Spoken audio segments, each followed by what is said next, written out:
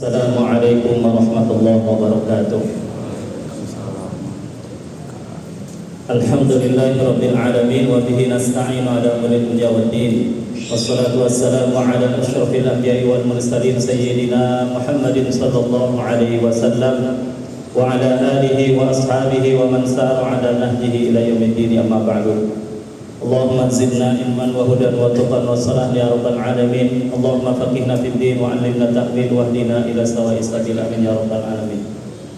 Bapak Ibu jamaah salat Isya dan salat tarawih dirahmati Allah Subhanahu wa taala. Tentunya malam yang ke-24 ini tidak ada kata yang paling pantas kita ucapkan dan kita syukuri betul yang keluar dari lisan kita, yang terdorong dari lubuk hati yang paling dalam, kecuali memuji dan bersyukur atas limpahan karunia-Nya. Karena puji yang paling benar adalah ketika kita merasakan bahwa kita bisa melakukan kebaikan ini atas izin Allah, bukan ingat pada benda yang Allah berikan kepada kita. Sebenarnya itu adalah rasa syukur yang paling tinggi, bahwa mengingatkan kepada siapakah yang memberikan kenikmatan itu kepada kita semuanya. Dan mudah-mudahan tentunya kita bisa merasakan nikmatnya proses penghambaan kita kepada Allah Subhanahu wa taala. Dan ini pun tidak kalah pentingnya dengan menikmati hasil. Karena orang menikmati hasil semuanya sanggup, menerima gaji semuanya senang. Tapi proses dia untuk mendapatkan gajinya itu dan dia menikmati betul prosesnya itu perlu latihan. Sama seperti ketika semua orang pasti akan senang namanya masuk surga, dan itu akan saya yakin menjadi cita-cita semua orang. Tapi proses dia bahwa menuju ke situ dan dia betul-betul menikmati proses penghambaannya itu, ini yang perlu latihan. Sebenarnya Allah isyaratkan kepada kita semuanya bahwa orang beriman itu harus punya kemampuan untuk menikmati proses sebelum nanti Allah akan memberi kabar gembira dengan hasil dari proses yang kita lakukan itu. Udkhulul jannata antum wa azwajukum tuhbarun. Masuklah kalian bersama keluarga kalian, bersama pasangan kalian dengan bersukacita. Dan itu yang Allah janjikan. Semuanya orang pasti mendapatkan kondisi itu. Tapi sekali lagi Allah menggambarkan di dalam surat Al-Mu'minun ayat 1, ayat 2 dan 3 itu menggambarkan bahwa orang mukmin itu dia berbahagia dengan proses keimanannya. Dan ini yang perlu dilatih. Karena orang kalau tidak bahagia menjalani sesuatu tidak akan maksimal. Ketika dia enjoy, ketika dia menikmati prosesnya, maka insya Allah proses penghambaannya juga akan maksimal kepada Allah Subhanahu wa taala. Itu yang mungkin perlu kita latih semuanya di dalam, khususnya di dalam proses Ramadan ini. Bapak Ibu dirahmati Allah Subhanahu wa taala, saya akan sedikit cerita. Dulu ada salah seorang ahli matematika dari Prancis bernama Blaise Pascal, meninggal pada tahun 1662, tahun abad ke-17. Sampai usianya dia 31 tahun, dia penganut ateis, tidak percaya dengan adanya Tuhan, tidak percaya dengan adanya akhirat. Tapi setelah dia melakukan kontemplasi, perjalanan spiritualnya ini, dia tidak baca Al-Quran, dia tidak baca hadis, tapi menggunakan nalar yang sehat saja. Kemudian dia sampai pada kesimpulan bahwa akhirat itu ada. Dan perjalanan spiritualnya ini dituliskan kembali oleh tokoh Muslim Indonesia pada tahun 1976, Kiai Haji Mustari Yusuf. Kemudian beliau tuliskan dalam Mimbar Ulama saat itu, menceritakan bagaimana proses perdebatan dia dengan orang yang tidak yakin dengan adanya kehidupan akhirat. Makalah itu dikasih nama Akhirat dan Matematika. Jadi agak janggal sebenarnya, karena sesuatu akhirat itu yang dogmatis, keyakinan, akidah, logis atau enggak ya harus diyakini. Tapi matematika ya harus hitungan yang logis. Jadi dia ingin menggambarkan kepada kita semuanya tentang prosesnya yang dulu pernah dilakukan debat oleh Pascal ini dengan orang yang tidak yakin dengan kehidupan akhirat itu, menunjukkan bahwa sebenarnya ini menguatkan bahwa syariat Islam itu sudah sangat sesuai dengan fitrah manusia itu sendiri, tidak sangat bertentangan. Artinya ketika nalarnya sehat, logikanya baik, itu pasti akan menerima yang namanya kebenaran. Jadi saya sebutkan 3 poin dalam hal ini dari proses perdebatan yang dilakukan saat itu. Yang pertama, seandainya katanya akhirat itu antara ada enggak tiada. Saya meyakini sekarang akhirat itu ada dan Anda meyakini akhirat itu tidak ada. Oke, kalau seandainya peluangnya itu sama, mari kita sama-sama uji. Kalau seandainya akhiratnya itu tidak ada sesuai dengan Anda yang Anda yakini, maka urusan kita semuanya selesai. Tidak ada yang dirugikan tidak ada yang dirugikan. Anda selesai urusan Anda dan saya pun mungkin selesai, tidak ada rugi di situ. Tetapi seandainya peluangnya sesuai dengan apa yang saya yakini, bahwa akhirat itu benar-benar ada, maka saya akan memenangkan segala-galanya karena saya sudah menyiapkan untuk kehidupan itu. Berbeda dengan orang yang tidak percaya, maka dia tidak akan pernah persiapan tentang itu, maka dia akan celaka segala-galanya. Sementara orang yang yakin ini, dengan segala kemungkinan tadi, dia tetap akan memenangkan segala-galanya. Maka skornya 1-0 di sini. Yang kedua, ini memberikan logika sederhana kepada kita semuanya. Bagaimana menurut Anda, seandainya ada orang yang mengejar uang Rp1.000, tapi dia harus mengorbankan uang Rp10.000, maka logika manapun, terlepas dari latar belakang manapun agamanya, dia akan mengatakan kalau seandainya nalarnya itu sehat, ini orang yang paling rugi. Karena dia mengejar sesuatu yang kecil dengan mengorbankan sesuatu yang besar. Begitulah dia mengatakan ini perumpamaan kepada kita semuanya terkait dengan kehidupan dunia dan kehidupan akhirat. Mau dilihat dari sisi apanya pun, kehidupan akhirat itu lebih dahsyat dan lebih besar. Mau dilihat dari sisi kenikmatannya, dia lebih dahsyat. Dilihat dari sisi siksaannya, itu pun di luar nalar yang bisa dijangkau oleh akal manusia.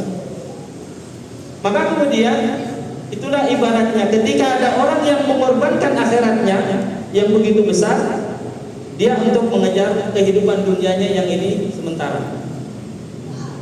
Yang ketiga, bagaimana menurut Anda kalau seandainya ada orang yang hanya mengejar jangka pendeknya, tapi dia lupa dengan jangka panjangnya? Maka dia, kata dia itu, ini adalah orang yang paling bodoh. Karena yang dimaksud dengan kehidupan dunia ini, kehidupan jangka pendek atau jangka panjang ini adalah kehidupan dunia dan kehidupan akhiratnya. Orang yang tidak yakin dengan adanya kehidupan akhirat, tetap dia berkeyakinan bahwa kehidupan ini ada akhirnya. Namun tuanahya wa ma yuhlikuna illa dahar.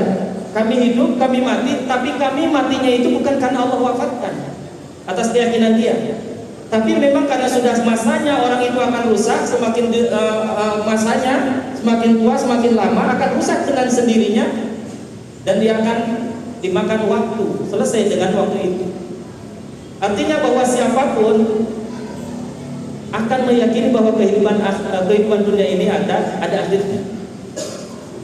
Tinggal kemudian adalah, maka kemudian kita bisa melihat istilah kata-kata dunia itu kan sebenarnya dari kata-kata dana yang dunuan wa dunyan, artinya pendek atau dekat.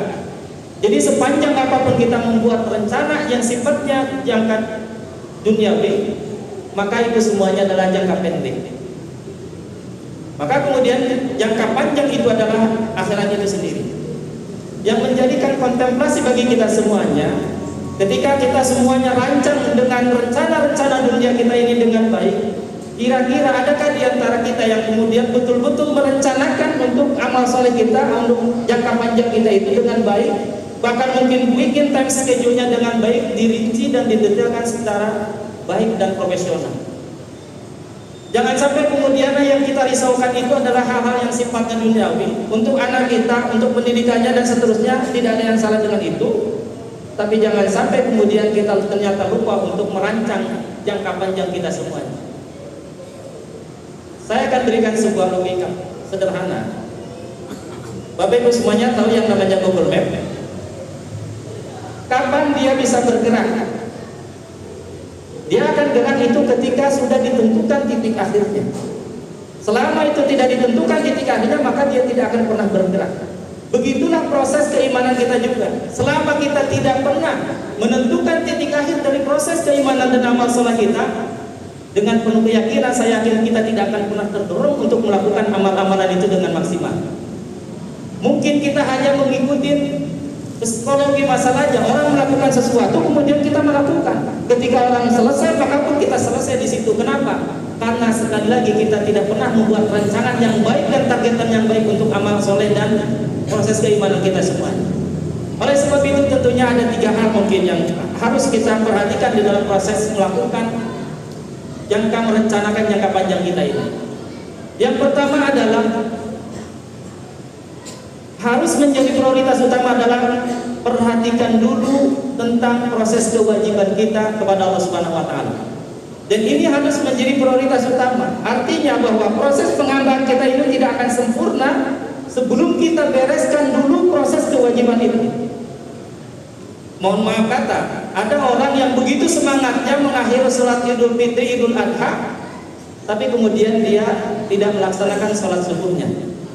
Begitu semangatnya melaksanakan sholat tarawihnya, tetapi kemudian dia terlewatkan sholat isyanya dan seterusnya. Pun begitu juga dengan kewajiban yang dari sisi harta.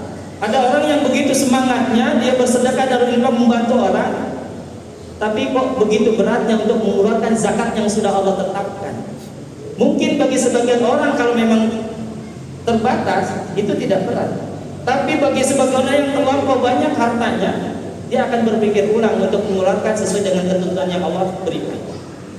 Zakatnya itu sendiri itu adalah kewajiban harta. Dan ini harus dipahami secara benar, karena ada orang gini, ada orang begitu semangatnya bangun masjid di mana-mana. Ini dalam sebuah ada di satu tempat. Ini ada seorang tajir begitu luar biasanya. Dia bangun masjid di berbagai tempat, tetapi dianya tidak pernah sholat 5 waktu. Karena dia beranggapan sholatnya itu cukup dengan eling saja. Dia ingat merenung sejenak dia sudah sholat. Terlahir dari pemahaman yang salah, akhirnya kemudian dia pun tidak melakukan kewajibannya dengan benar. Ada orang berkeyakinan sama dengan seperti ini juga. Nggak apa-apa korupsi, bahkan kalau harus triliunan nggak masalah. Nanti saya akan bersihkan dengan menyumbangkan sekian miliar kepada fakir miskin untuk menyumbang masjid dan seterusnya.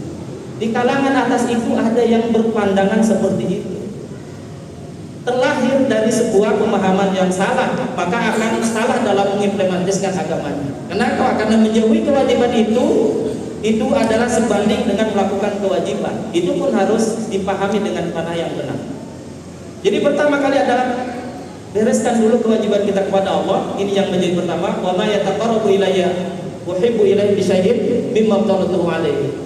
Kata Nabi dalam hadis kutsinya, tidak ada seseorang hamba yang mendekatkan diri kepadaku lebih aku cintai, kata Allah, kecuali dengan sesuatu yang menjadi kewajiban terlebih dulu.